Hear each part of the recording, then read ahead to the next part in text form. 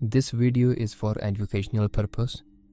The sources for this video are taken from internet. नमस्कार दोस्तों, आशा करता हूँ कि आप सब बढ़िया होंगे। स्वागत है आपका हमारे चैनल रोचक कहानियों में, जहाँ हम ऐसी कहानियाँ लाएंगे जो मिस्टीरियस और अनसुलझी हैं। आज जिस केस की बात हम करने जा रहे हैं वो भी 136 सालों से अनसुलझा है। बहुत से डिटेक्टिव आए और गए, लेकिन कोई भी इस केस को सुलझा नहीं पाया। आज का केस है जैक द रिपर का।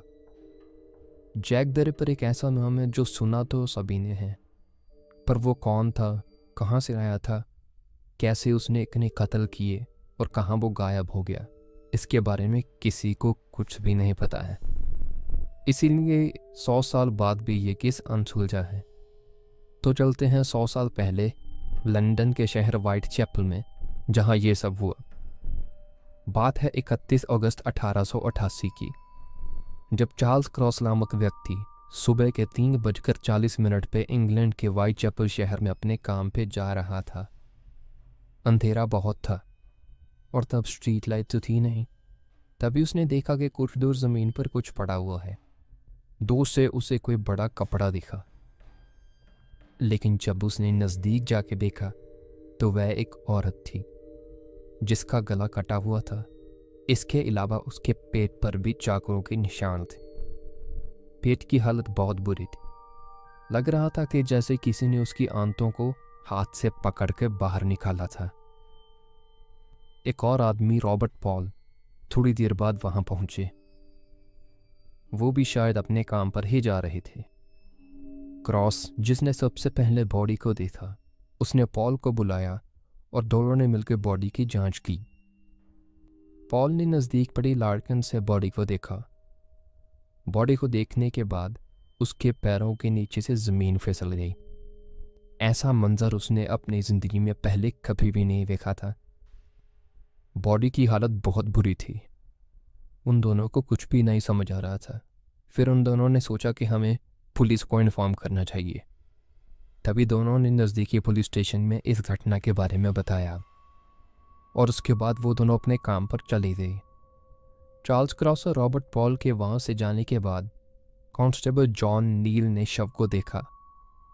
पुलिस जांच में जुट गई। बाद में जांच के दौरान पता चला कि वह शव एक प्रोस्टिट्यूट मैरी एन निकोलस का था, जिस हिसाब से हत्या की गई थी। इस केस ने जल्दी ही जनता और मीडिया का ध्यान आकर्षित किया। असल में उन दिनों में व्हाइट चैपल में गरीबी और भूखमरी अपने एक पीक पर थी और औरतों को बाहर जाकर काम ढूंढने में बहुत मुश्किल आ रही थी और औरतों को उस टाइम पे कोई काम दे भी नहीं रहा था।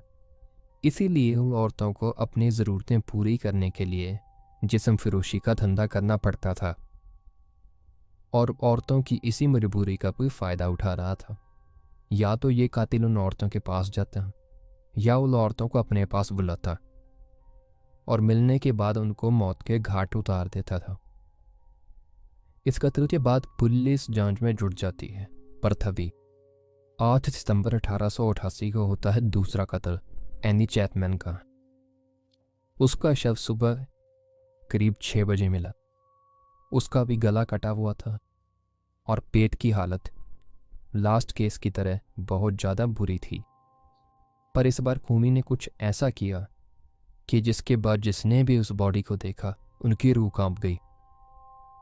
खूनी ने कुछ अंदरूनी अंगों को निकालकर उसके शरीर के पास रख दिया, जैसे कि यूट्रस और किडनी। ऐसा लग रहा था कि जैसे उसे औरतों को तड़पाने में मज़ा आता है। हैरानी की बात यह थी कि ये भी एक प्रोस्टिट्यूट ही थी। जो भी ये कत्ल कर रहा था उसे औरतों से नफरत थी, स्पेशली प्रोस्टिट्यूट से। वहाँ के लोगों में डर का माहौल था। सभी डर रहे थे, पर्टिकुलरली वो औरतें जो अपना घर चलाने के लिए प्रोस्टिट्यूशन का काम करती थी। पुलिस अभी तक क्लूलेस थी। दिन बीतते हैं, पुलिस भी अपना काम कर रही थी और तभी कुछ दिनों बाद 27 सितंबर 1888 को डियर बॉस नामक एक पत्र पुलिस को मिलता है। पत्र में लेखक ने दावा किया कि वही हत्यारा है और आगे और भी वो हत्याएं करेगा। पुलिस जो कर सकती है कर ले। यह पुलिस को सीधा चैलेंज था। लोगों का गुस्सा अब बढ़ रहा था। 3 दिन बाद 30 सितंबर 1888 को एक और मर्डर होता है, एलिजाबेथ स्टायरड का। एलिजाबेथ का शव 1 बजे रात को बर्नर स्ट्रीट पर एक ही यार्ड में मिला। उनके गले को काटा गया था, लेकिन एक हैरानी वाली बात थी, मर्डरर ने उनके गले के अलावा और किसी भी पार्ट को टच नहीं किया। पर ऐसा क्यों हुआ? ऐसा माना जाता है कि हत्यारे को हमले के दौरान रोका गया था, या उसको किसी ने देख लिया था और उसे कत्ल को बीच में ही छोड़कर जाना पड़ा। कुछ लोग तो ये भी कहते हैं कि कातिल ने ही किसी को आते हुए देख लिया और पकड़े जाने के डर से उसको कत्ल को बीच में ही छोड़कर आगे जाना पड़ा।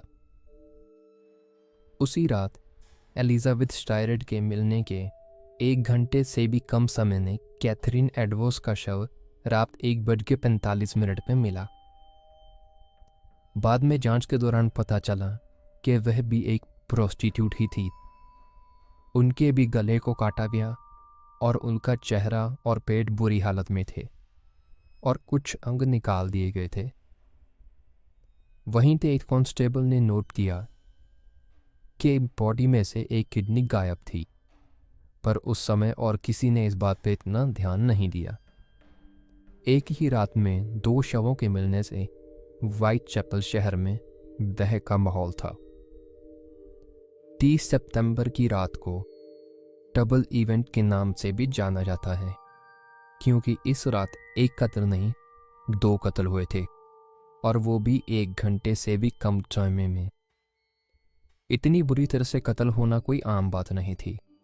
अब लोग खुद अपने ग्रुप्स बनाकर इस कातिल को ढूंढने लगी। पुलिस भी अपनी कोशिश कर रही थी। तभी 1 अक्टूबर 1888 को एक सॉसी जक्की नामक पोस्टकार्ड सेंट्रल न्यूज एजेंसी को भेजा गया और इसमें डबल इवेंट का भी जिक्र किया गया था।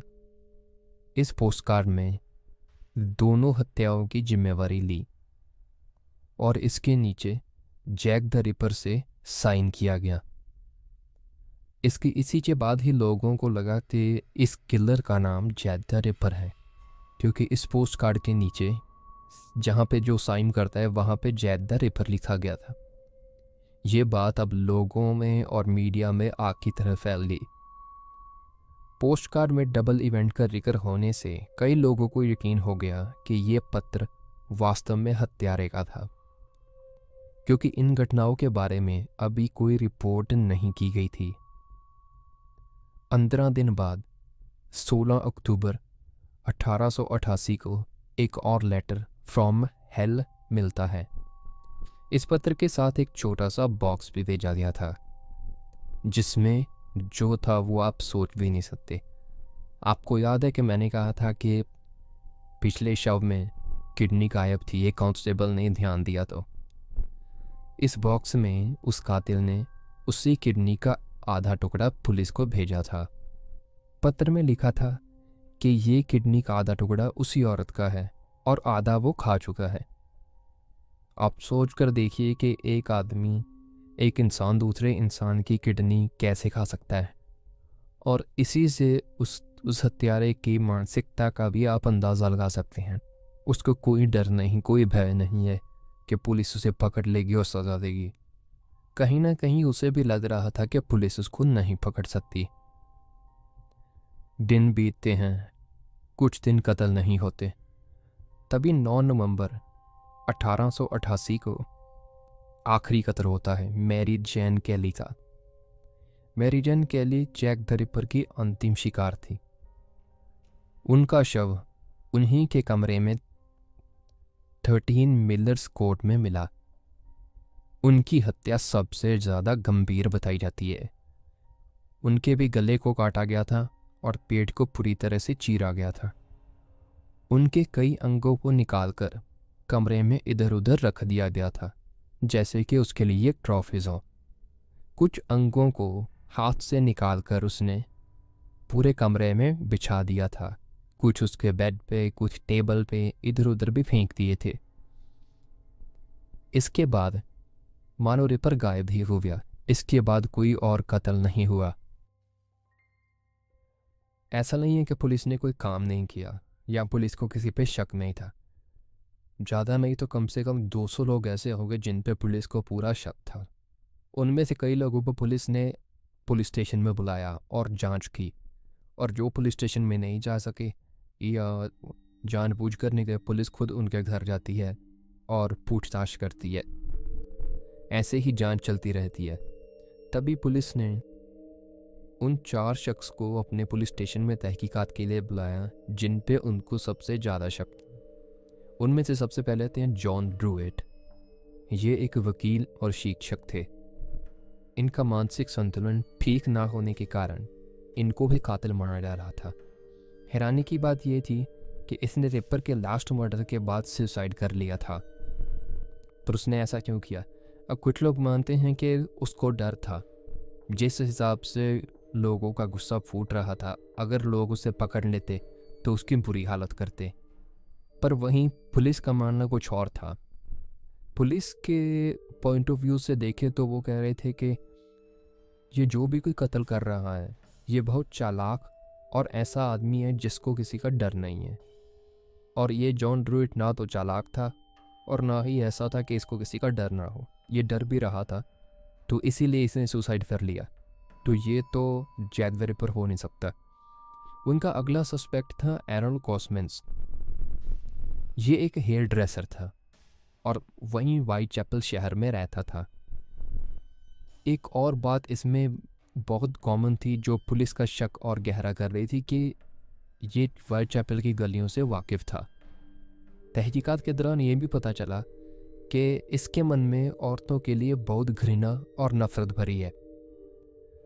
और एक और पॉइंट था जो शक बढ़ा रहा था, वो था कि जिस हिसाब से औरतों के गले काटे जा रहे हैं वो काम या तो कोई डॉक्टर कर सकता है या कोई बुचर और या फिर कोई नाई मीन्स हेयर ड्रेसर।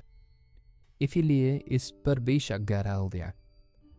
पर फिर वही बात आती है, कोई ठोस सबूत और जहाँ पे कत्ल हुआ था वहाँ पे इसकी मौजूदगी ना होने के कारण इसको भी पुलिस को छोड़ना पड़ा। तीसरा सस्पेक्ट था जॉर्ज चैपमैन। ये भी एक नाई था जिस पे आरोप था कि इसने अपनी 3 बीवियों को जहर देकर मारा है, और इसके मन में भी बाकी दोनों की तरह औरतों के लिए बहुत जहर और घृणा भरी थी। पुलिस ने इनसे भी पूछताछ की, पर इसके खिलाफ भी कोई ठोस सबूत ना मिलने के कारण इसको छोड़ना पड़ा। अब आखिर में वो शख्स आता है जिस पे सबसे ज़्यादा पुलिस को शक था। सिर्फ लंदन पुलिस को नहीं, जहाँ से ये शख्स आया था मीन्स अमेरिका से, उन वहाँ के लोगों में भी इस आदमी का डर और शक पूरा था। इसका नाम था डॉक्टर फ्रांसिस टम्बल्टी। ये एक अमेरिकन डॉक्टर था जो इंडियन हर्बल का इस्तेमाल करके कोई भी बीमारी ठीक करने का दावा रखता था। उन दिनों में डॉक्टर फ्रांसिस टम्बल्टी इंग्लैंड में घूमने के लिए आया था, और सस्पेक्ट्स की तरह इसके मन में भी औरतों के लिए नफरत थी। और इसके ऊपर शक इसलिए ज़्यादा बढ़ा क्योंकि जब ये इंग्लैंड में आया तब ये खून होने का सिलसिला शुरू हुआ, और जब ये इंग्लैंड छोड़कर वापस अमेरिका चला गया तब ये सिलसिला बंद हो गया। इसके अलावा एक और कारण था कि पुलिस और अमेरिकन लोगों को लग रहा था कि ये कातिल हो सकते। वो था कि इसको औरतों के अंदरूनी अंगों की कलेक्शन का बहुत शौक था। और आपने नोटिस किया होगा कि पहले कुछ औरतों के अंगों को अंग गायब भी होते थे और कुछ अंग आधे भी पुलिस को भेजे गए थे। जांच के दौरान पता चला कि इस आदमी के पास यूट्रस और किडनी जैसे अंगों की कलेक्शन है। और एक और रीज़न था, वो था कि जिस लॉज में ये ठहरा हुआ था उस लॉज में ये अपना बैग भूल गया, और उस बैग में औरतों की तस्वीरें थी और एक शर्ट ऐसी थी जिस पे कुछ खून के धब्बे थे। उस समय पे डीएनए तो था नहीं, तो पुलिस कुछ ज़्यादा नहीं कर रहा था ही। और जब उनको पता चला कि ये बैग डॉक्टर टम्बल्टी का है, तब तक वो न्यूयॉर्क पहुंच चुका था। कहा जाता है कि उस समय न्यूयॉर्क में इस इंसान का इंटरव्यू भी हुआ।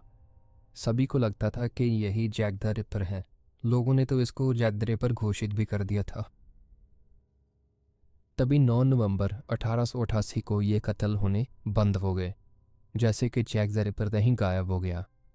आज तक ये मर्डर किसने किए, क्यों किए, ये रहस्य बना हुआ है। बहुत से डिटेक्टिव और पुलिस ऑफिसर ने कोशिश की कि इस केस को सुलझा पाएं, पर यह केस अभी तक अनसुलझा है। कहते हैं कि लंदन के यूनिवर्सिटीज़ और कॉलेजेस में जहाँ भी लॉ पढ़ाया जाता है, वहाँ पे स्टूडेंट्स को एक ना एक बार इस केस से रूबरू जरूर कराया जाता है। अभी 5 साल पहले मार्च 2019 में खबर ये भी आई कि इन्होंने जैक द रिपर को पकड़ लिया है। आपको याद होगा कि कैथरीन एडवर्ड्स, जो कि 4th विक्टिम थी जैक द रिपर की, उसके पास से एक शॉल मिला था। शॉल पे कुछ डीएनए मिला, और जब वो डीएनए 2019 में मैच किया गया, तब वो कहते हैं कि एरन कॉस्मिंस्की, जो कि एक हेयर ड्रेसर था, उससे मैच किया। पर कुछ लोग इसके खिलाफ थे, क्योंकि उनको लगता था कि इतना टाइम हो गया है, क्या पता उस समय एविडेंस के साथ क्या छेड़छाड़ की थी। एग्जैक्ट वो नहीं कह सके कि यही जैक द रिपर है, पर एक उन्होंने अंदाज़ा लगाया कि एरन कॉस्मिंस्की ही जैक द रिपर हो सकता है। आपके हिसाब से जैक द रिपर कौन हो सकता है, आप हमें कमेंट्स में ज़रूर बताइए। अगर आपको ये वीडियो अच्छी लगी तो इसे लाइक ज़रूर कीजिए, इससे मेरा भी हौसला बढ़ेगा। तो मिलते हैं हम अगले वीडियो में। Thank you.